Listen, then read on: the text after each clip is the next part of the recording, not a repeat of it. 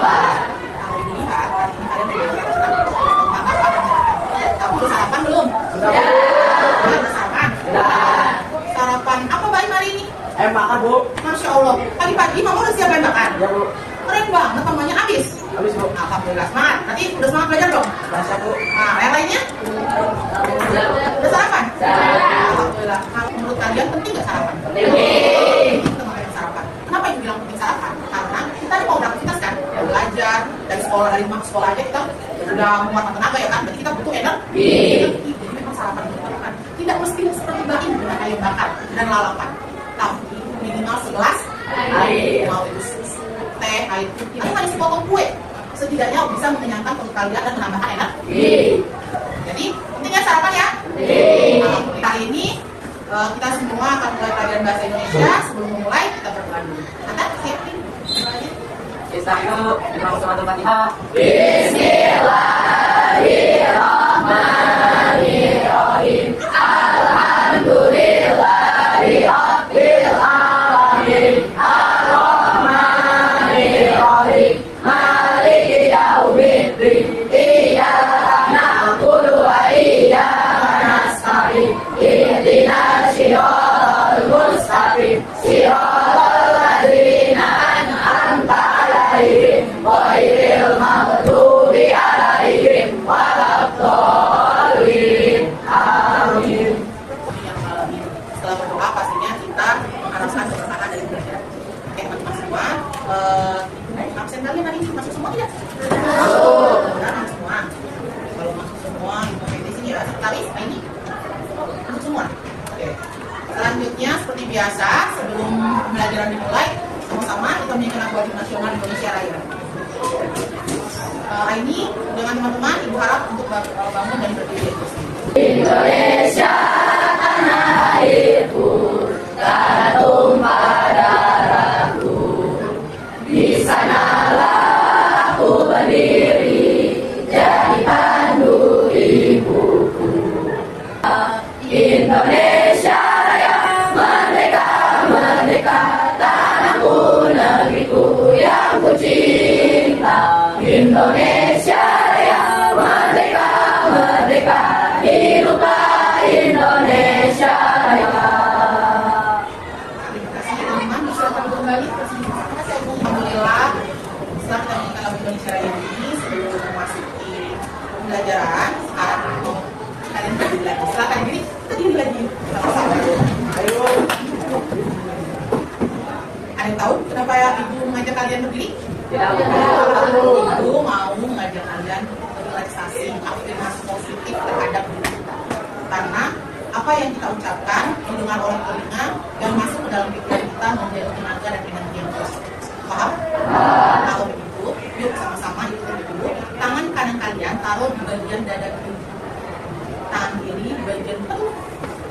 Nah, kalian boleh menjauhkan mata boleh, atau kalau tidak menjauhkan mata nggak apa-apa, tapi dengarkan suara saya sambil ikuti apa yang saya ucapkan.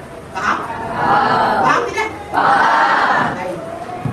Bismillahirrahmanirrahim. Tarik nafas lewat hidung. Hembuskan. Tarik nafas kembali. Hembuskan. Tarik nafas. Hembuskan dan katakan, saya bisa. Saya bisa, Saya mampu. saya mampu, Saya hebat. saya hebat. Sekali lagi, 1, 2, 3. Saya bisa. Saya bisa, Saya mampu. saya mampu, Saya hebat. saya hebat. Takbir. Allahu Akbar. Alhamdulillah. Silakan dulu teman-teman. Kita mau mempelajari materi lanjutan dari materi yang lalu. Materi yang lalu itu apa ya? Kalau begitu, ibu mau mereview sedikit materi minggu lalu. Apa sih yang kalian ketahui tentang laporan hasil observasi? Saya, Bu. Ya, Deva? Tentang laporan pengamatan, Bu. Laporan pengamatan apa yang diamati? Ya, Cika? Bisa apa aja? Bisa apa saja? Apapun. Seperti apa? Ya, benda, peristiwa, kejadian. Nyatakan kejadian itu. Ya, Dek? Berupa fakta. Berarti kalau misalkan berupa fakta tersebut dirangkum menjadi sebuah apa? Teks. teksnya itu selain fakta ada data. Nah, teksnya bentuknya seperti apa, Gendis? Tertulis. Berarti kesimpulannya teks laporan hasil observasi adalah ya, Ki? Suatu teks tertulis yang memaparkan sebuah pengamatan objek yang benar-benar terjadi dan Sip, mantap, Gendis. Tepuk tangan buat kita semua. Ya, artinya kalau udah dari bisa semua seperti ini, kita bisa masuk materi lagi kan dong? Bisa. Kalau begitu, kita lihat ya, apa sih yang Ibu siapkan di slide ini? Masih sama nih teman-teman. Kita masih mempelajari tentang laporan teks hasil observasi. Sebentar ya. Tadi seperti yang Rizky bilang. Pengertian teks laporan hasil observasi. Teks laporan hasil observasi adalah teks yang berisi penjabaran atau pemaparan fakta-fakta hasil pengamatan terhadap suatu objek, tempat, peristiwa, atau fenomena secara sistematis, objektif, dan apa adanya tanpa disertai opini pribadi. Maksudnya bagaimana? Di sini menjabarkan. Tadi penjabaran sama pemaparannya dalam bentuk tertulis. Nah, apa terhadap apa? Objeknya boleh tempat, boleh peristiwa, ataupun fenomena. Secara sistematis objektif ini tadi apa? Fakta. Dan apa adanya tanpa disertai opini. Karena kalau ini berarti itu kan hanya pendapat kita. Seperti tempat ini kotor, jelek, tidak layak, itu adalah opini. Sementara kalau objek kita seperti itu. Ini apa? Kalau Ibu Aini bilang ini speedo, Regina, menurut Regina ini apa? Speedo. Menurut Azan ini apa? Berarti semua orang mengatakan sah. Sama berarti objek. Berarti yang Ibu Aini pegang adalah speedo, merupakan opini atau objektif? Opini ya. Seperti itu. Jadi kalau teks LHO itu harus berupa fakta, bukan hanya sebuah opini dan bentuknya tertulis. Objeknya boleh apa sah? Dari sini paham? Di materi kali ini kelanjutannya akan menjelaskan tujuan pembelajarannya hari ini. Pembelajaran hari ini, teman-teman, peserta didik mampu memahami bahwa sebuah teks mengandung topik dan gagasan utama. Demikian juga teks LHO. Tadi teks LHO itu tertulis, berarti otomatis namanya teks tertulis ada sebuah makna. Kumpulan beberapa huruf itu menjadi makna, menjadi huruf yang berderet memiliki makna menjadi kata. Kata yang disertai dengan sebuah makna berurutan menjadi kalimat, dan kalimat yang menjadi sebuah. Dalam sebuah teks tertulis pasti ada sebuah paragraf, dan paragraf pasti mengandung akhir materi. Kita juga akan yang Ibu harapkan kepada teman-teman mampu mengidentifikasi topik dan gagasan utamanya dari teks. Berarti nanti teman-teman akan Ibu berikan untuk memberikan sebuah teks dan nanti akan teman-teman identifikasi apakah isinya bagaimana. Oke, paham? Siap?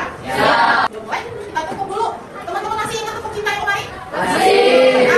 Kalau gitu bangun, ayo semangat. Kita mau mulai. Ayo, sebentar, ayo semangat. Karena kalau misalkan kalian gak bangun, kayaknya lemes gitu. Yuk, kita bangun. 1, 2, 3. Tepuk cinta. Cinta kecil, cinta sesam, cinta besar, cinta semuanya. Teman-teman, kita mau mempelajari tentang gagasan utama dan topik dari sebuah teks LHO. Teks LHO itu intinya terdapat dua hal: memahami isi dan struktur.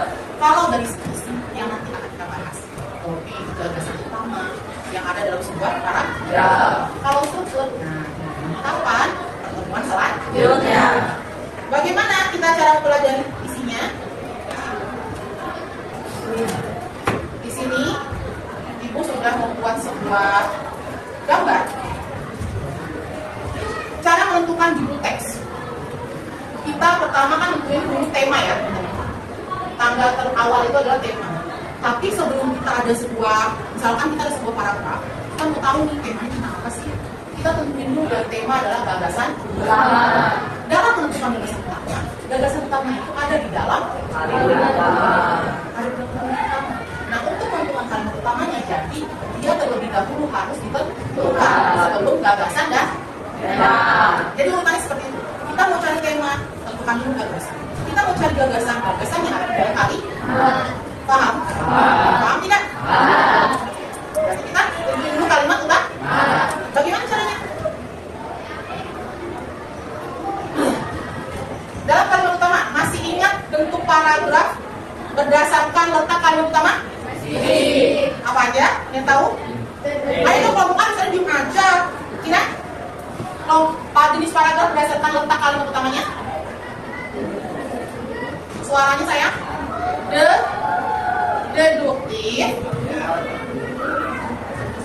campuran. Apa sih deduktif itu, Abizar? Berdasarkan letak kalimat utamanya. Apa deduktif? Terletak di awal paragraf atau kalimat pertama, kalimat selanjutnya sebagai kalimat berjelas. Iya, berarti kalau ada paragraf kalimat utama ada di awal, berarti itu adalah jenis D. Kalau paragraf induktif seperti apa sih?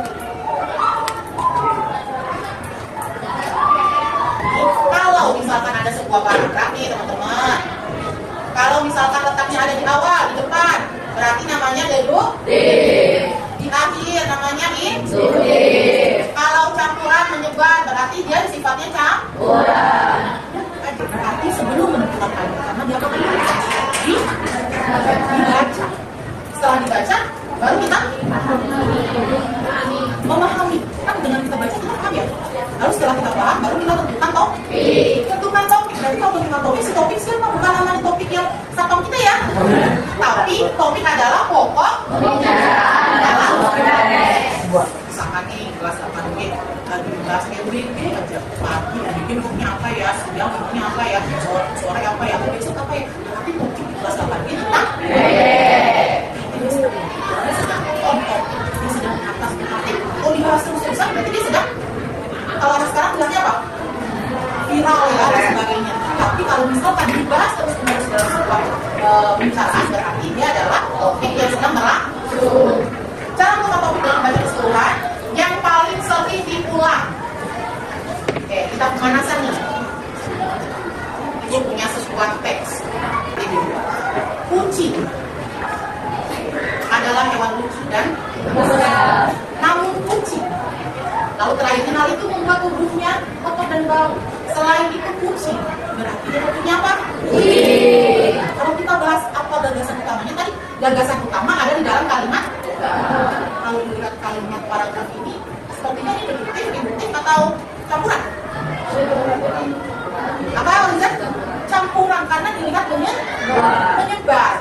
Nah, terus kita lihat kata kuncinya, ada kata-kata menggemaskan nih. Namun berarti yang pentingnya itu setelah namun teman-teman sering sekali berarti lebih kepada sebuah kebiasaan. Terus sebenarnya foto berarti sebuah sifat kesimpulannya kebiasaan enggak kan? Enggak tidak? Terus selanjutnya mana lagi nih? Tolong saya dong suaranya lebih kencang siapa? Iya boleh Elza. Tolong bacakan Elza. Dalam dulu memiliki model dan desain yang lebih modern dan juga dua dalam jenis ini juga dianggap pertimbangan digunakan bagi beberapa kalangan lansia, wanita yang bekerja atau penderita dalam itu. Tiga, dalam hidup ini tidak hanya digunakan di rumah, tapi juga banyak digunakan di berbagai tempat umum, seperti stasiun dan perbelanjaan. Empat, hal tersebut menjadi keunggulan karena dulu sehingga jenis dalam ini digunakan oleh Oke, Pak Azam sudah membacakan dari 1 sampai 4. Kebetulan ini memang saya beri kenapa saya beri biar kalian paham cara membaca kalimat. Di sini sebelah kiri ibu kata menuliskan tentang pertama baca dulu kalimat pertama, cari kata kunci yang sering keluar, baca kalimat 2, 3 dan seterusnya. Oke, apakah masih berkaitan dengan kalimat pertama? Jika iya, berarti gagasan utamanya ada di atas. Jika tidak, berarti ada perubahan topik, perubahan permasalahan.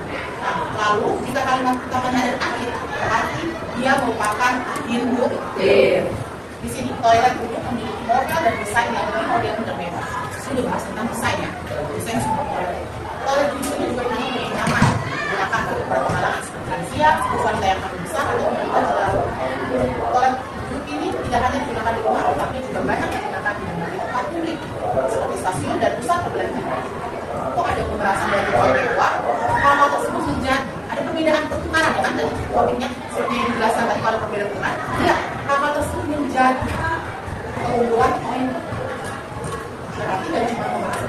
model hal di atas masuk ke bawah, hal pentingnya yang menjadi gagasan. Oke teman-teman, halo. Hai. Antum semua. Oke, nanti selanjutnya ini kita mulai gerak lagi dari sini ya teman-teman. Nah, setelah peron ini digunakan, berarti intinya adalah bahas tentang kan jawabannya formula. Ya. Jadi gagasan utamanya adalah tentang gagasan keunggulan toilet. Nah, setelah ini berarti paham kan teman-teman bahwa dalam setiap gagasan utama itu ada di dalam kalimat utama. Kalau kalimat utama sudah ada, berarti kalian nanti akan bisa menemukan. Ada yang mau bertanya? Ya, Iki boleh. Pertanyaan yang bagus. Seringkali kita mendengar ada gagasan pokok, ada gagasan utama. Tanya pokok sama utama sama nggak? Sama-sama penting kan? Gagasan sama juga sama nggak? Berarti kalau kita masuk gagasan utama dan gagasan pokok, berarti sama. Ide pokok sama gagasan pokok berarti sama. Paham? Ini kelompok apa? Yang di tengah? B. Yang di kiri? C. Oke, gua akan membagikan ya KPD-nya. Ini dikerjakan bersama-sama saja, sekelompok. Tidak usah individu. Dibagikan diskusi. Teks yang ibu berikan antara kelompok A, B, dan C berbeda. Ada ingat tujuan awalnya tadi? Mampu mengidentifikasi. Identifikasi apa? Topik dan silakan berkelompok buat mencari KPD, lalu mencari topik dan gagasan utama dalam setiap di waktu 10 dari sekarang. Satu orang diskusi bersama-sama. Enggak, ya? Siapa yang nulis? Nulis dong. Iya. Di sini. Ayo mulai. Pahami dulu baca teksnya ya. Nanti presentasi ya.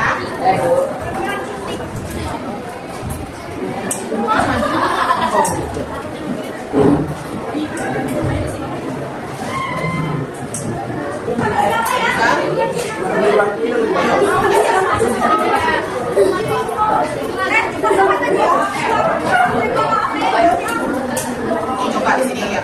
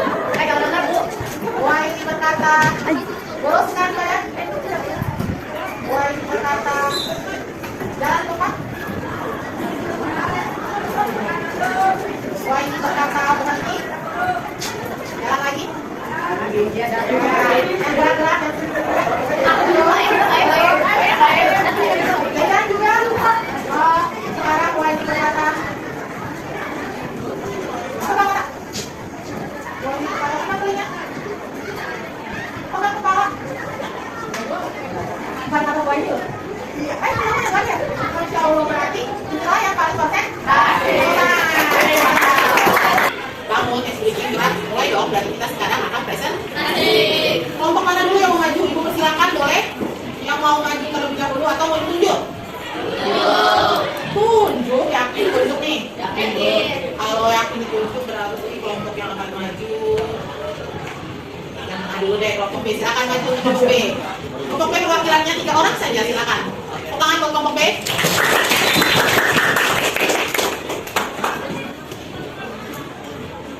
Assalamualaikum warahmatullahi wabarakatuh. Suaranya lebih kencang ya. Sepeda motor adalah alat transportasi roda 2 dan digerakkan oleh mesin. Ada bermacam-macam tipe sepeda motor. Ada sepeda motor transport yang berkecepatan tinggi, bersuara bising dan biasa digunakan oleh pembalap. Ada sepeda motor skuter metik yang dapat digerak otomatis tanpa menggunakan putaran gigi manual. Ada sepeda motor bebek manual tanpa kopling. Menurut kelompok kami, bagian yang sering muncul adalah sepeda motor. Jadi, kami menyimpulkan gagasan utamanya adalah macam-macam tipe sepeda motor. Oke, kalian bertiga juga kelompok B. Yakin? Jawaban tugas utamanya adalah tipe-tipe sepeda motor. Dari mana kalian mengambil jawaban itu? Dari mana, Nathan? Kan? Khairan? Kalimat utamanya memang yang mana? Sepeda motor adalah alat transportasi roda 2 yang digerakkan oleh mesin. Apakah di dalam kalimat utama sepeda motor adalah alat transportasi roda 2 yang digerakkan oleh mesin ada tipe-tipe sepeda motor? Berarti adanya apa?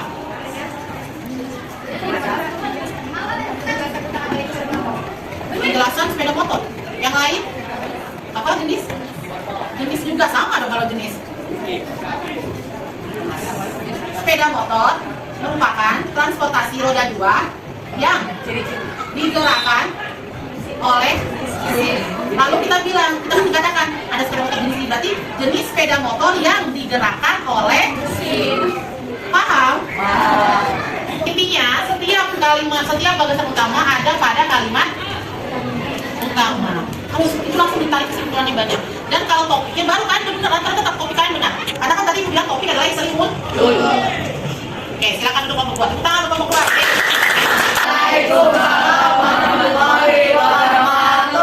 Kami perwakilan dari kelompok A akan menjelaskan tentang teks laporan hasil observasi yang kami kerjakan tadi.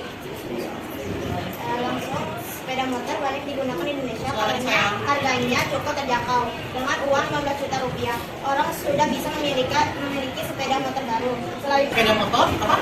banyak digunakan di Indonesia karena harganya cukup terjangkau. Itu kalimat utama atau bagasan pokok?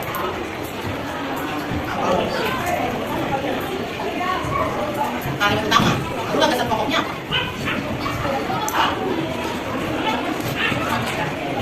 Kemudahan itu membuat jumlah pengendara sepeda motor di Indonesia semakin meningkat. Berarti karena sepeda motor cukup murah atau cukup terjangkau, membuat pengendara sepeda motor meningkat. Ulang bagaimana? Berarti ada utamanya. Berarti ini secara nggak langsung ada di depan dan di akhir. Dia campur. Oke, nomor 2-nya silakan kelompok A. Manfaat dari aloe vera ada berbagai macam, baik itu kebutuhan makanan sampai obat-obatan. Untuk makanan, jadi dari bagian daunnya dapat digunakan sebagai campuran pada es atau yogurt. Kemudian, apabila ingin menggunakannya sebagai obat, maka bisa dipakai juga guna penyubur rambut. Setelah aloe vera ada berbagai macam, baik sebagai bahan makanan sampai obat-obatan. Iya betul. Ini adalah manfaat aloe vera sebagai kebutuhan makanan dan obat. Yang mau bertanya kelompok A? Ya, udah oke? Yang lain harus lebih teliti lagi bacanya ya. Kita beri tangan buat kelompok A.